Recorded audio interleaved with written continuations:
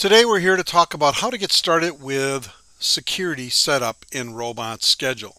Robot Schedule has many security settings that take you above and beyond the basic IBM object level security, which you can always do. But here we're talking about application security within Robot Schedule. So Robot Schedule, as you know, runs natively on IBM. It uses an IBM database, mostly IBM programs, but it also has special interfaces into E1, SAP. It has this tool called Robot Replay that can run interactive screens. And then we also have the ability to put Robot Schedule Enterprise on Windows, Linux, Unix servers. And now I have Robot Schedule Enterprise running IBM workload and other platforms. We can secure many of these different aspects down to the user and the job and who can access your IBM environment in Robot Schedule. So our flexible security controls in Robot Schedule provide a display only view to operations, so you can have it set up so you can only see the jobs. We allow for specific features like holding, releasing, submitting, doing a job. We can secure down to specific jobs if you want. We have compliance reporting to help with who changed what job from an audit and historical perspective. Some things you should know as you're getting started with Robot Schedule Security is we honor all object authority on IBM. We cannot help you set up Robot Schedule Security if every single user on your system has all object authority, or think of it as root authority. It's a poor practice today. We just won't honor it. Now, to get started inside Robot Schedule, you can turn on the Robot Security flag to say, yes, I want to use Robot's application security. We honor user profiles like star public. We honor group profiles. We work with authorization lists. You can secure menus, GUI options, commands, jobs inside the product. You can have different authority types for data like exclude, don't show it at all. You can have view only. You can have change. And then of course there's various authority types in here too, like exclude, you can't use this option, or use, you can use this option. So some of the data level, option level authorities deal with, can I actually change data? Can I just see it? And can I change it? Let's move on to the demonstration. Okay, to get started with our demo here, first thing I got to show you is I have two user profiles. I have a profile with all object authority, which has all the authority to set up everything. It has all object authority on Tom H. And then I have a user type authority type profile. And when I put a 5 on it, you'll see it's been set up with a user class of user. To be kind of a basic user that's not allowed to do things, doesn't have all object authority like my other profile Tom H. Security officer type class, and we have special authorities and all those things. It's a whole nother class. I don't have time to educate you on the difference of that, but that's what we have going on in this screen. Now I also have my same user profile that has all object authority up here in the GUI. We have over here the end user Tom H. Low signed on over here in the GUI and on the green screen. I prefer to set up the security in the GUI. It's easier for me to understand. So let me go full screen here. The first thing you need to do, you have to sign on to the GUI or to the green screen. You have to go into System Setup. You have to go into System Defaults. And then you need to say, I want to use Robot Schedule's security system. Okay, turn that on.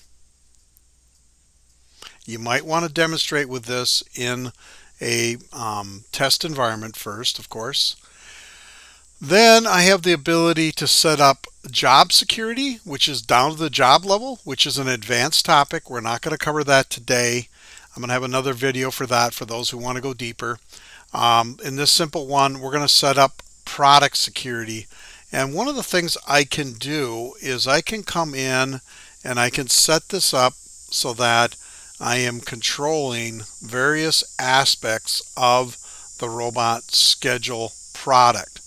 Now, if I say main menu, all right, that's going to carry over to the GUI and the green screen. I'm going to show you that. I'm going to go into the properties for main menu. Notice right now it says public use. If I say public exclude here, and I close this window down, and I go over to one of my other sign-ons, and if I try to take option 1 for robot schedule from the green screen, it's going to say I'm not authorized to this option. So if I want to protect the GUI and control it, I also need to go in to the product security and go into properties. And I need to find the GUI authority right here. And if I click on properties for it and say public exclude it, now in effect I've excluded public from the GUI and the green screen. I might have to sign off again. Okay, I have to sign off, sign back on.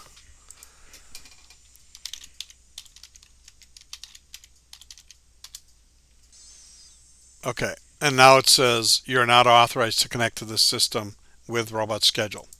Now we're going to go one step further here.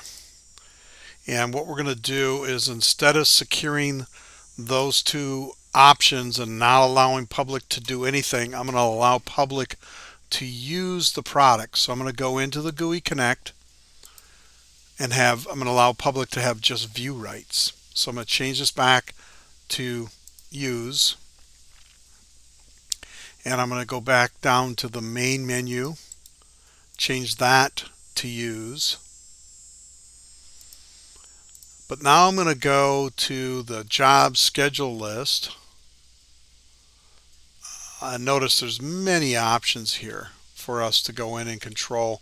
Report menu, Opal, network GUI host. But I'm going to come in and I'm going to change the job schedule list option. I'm going to make it display only for public. Okay, what that means then is I'm only going to be able to view the jobs again, and I got to close this. All right, so this is my all object authority. If I go over to my other sign on again and sign back on with my low profile, now I can look at my jobs. I can open up all jobs, and when I go work with a job, instead of having change rights to it, I'm now going to have view only rights. Watch what's different. Notice I can't change anything here. I can't add commands, remove commands, output, control, reactivity, exceptions, job. So all my attributes of my job are, I can see the values. Like I can go back to control menu, I can see what's here, but I can't change them. Now the other thing is, so I can't even force a job to run under this view only mode. That you can run, that will show you your job setup information. So I can come into the system setup reports, and one of them is a security setup report. I can run that, submit it off to batch for this system, view the spool files, and if I go down to the end here, this will show me a report that says yes, security's turned on, and then it goes through all those various options we were seeing and shows you what you can and cannot do as star public. Again, unless you have some specific authority out here, you won't see that on the report until we get down here.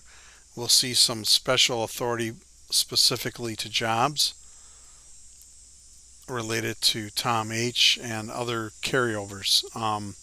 So this report is great for the auditor who wants to know who has access to job control inside of robot schedule.